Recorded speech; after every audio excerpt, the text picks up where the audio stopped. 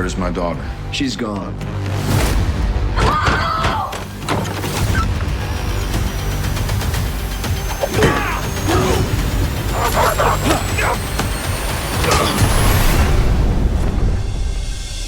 Hey. Alex missed her flight. She's with me right now. Hey, man.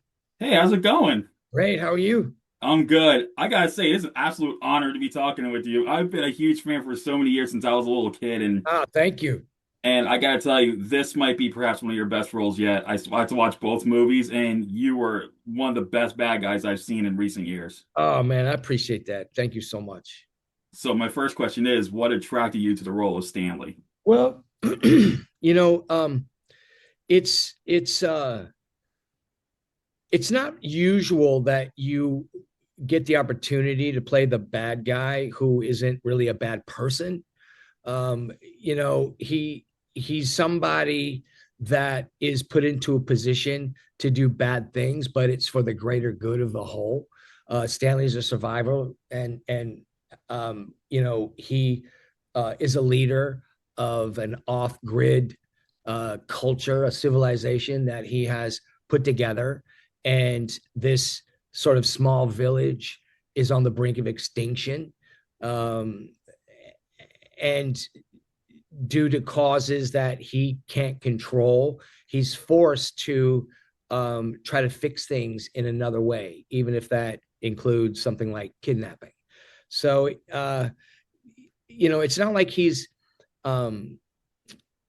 socially disconnected or a psychopath or something like that, like a lot Yeah, of bad guys are. yeah. I see him more as an antagonist. I Yeah, wouldn't say like I know I said villain earlier, but yeah, he does yeah. have a purpose. Yeah, But that's I, what you I, know. I, that's what attracted me to the role. Was the idea of a guy that's capable of doing something despicable, but not necessarily being a despicable human. And you don't see those roles very often. Right, exactly. And you got to share a screen with Ryan Philippe, who was like he's like you in the '90s, basically. You were like the '80s, teen idol heartthrob. Ryan Philippe was like the late '90s, early noughts of that same Yeah, we persona. So to see you two together, that must have been fun to work with him. we had a lot in common. We were able to connect. We've worked with a lot of the similar people over our careers, and it was, we both kind of have spent a lifetime doing this. So, to be able to um, sit down and work things out with somebody that you can trust is a lot of fun. And uh, I think we both enjoyed the process of doing, both films simultaneously. It's not like we did the first one and we did the second one afterwards. There was a real challenge doing them because you base everything off of locations, and some, if you're using the same location for film one and or film two, you're going to shoot all those scenes, and it took a lot of time to be able to predict certain outcomes of sequences that you hadn't shot yet, and sitting down and going through that and making sure we were on sort of coming from the same page at different times. Made it a bit of a challenge, but having been doing this for 45 years, I've never had something come up where I was doing a movie and its sequel at the same time, and it made it a lot of fun, and I think of course distributing them together at the same time makes it you know uh, have more value in this binge culture that we now live in. I know I enjoy watching a series in full in one or two sittings versus waiting, Yeah. one a week. And that's something that's kind of been recently introduced to us over the last few years. So I think it's a good thing for the movie, and I think what I felt at first could be a risk has turned out to be a real benefit for us all.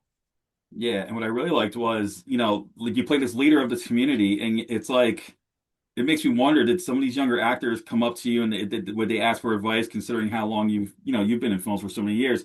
Did they come up to you and ask for advice of how to, how to come about their characters or to help elevate it in a way? Did any of that happen?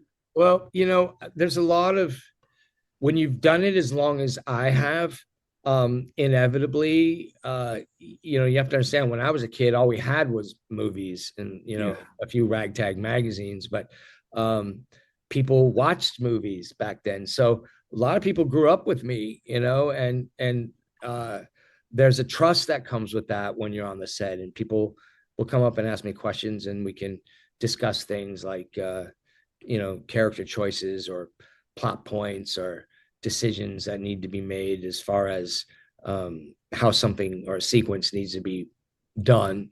And when you've done it for as long as I have, my advantage is the fact that I've done it wrong so many times. It gives me a leg up. I know what not to do, and I may not always know exactly what to do, but I always know what not to do, and that helps a tremendous amount. So I enjoy speaking to younger actors. I enjoy speaking to seasoned veterans and sharing war stories. And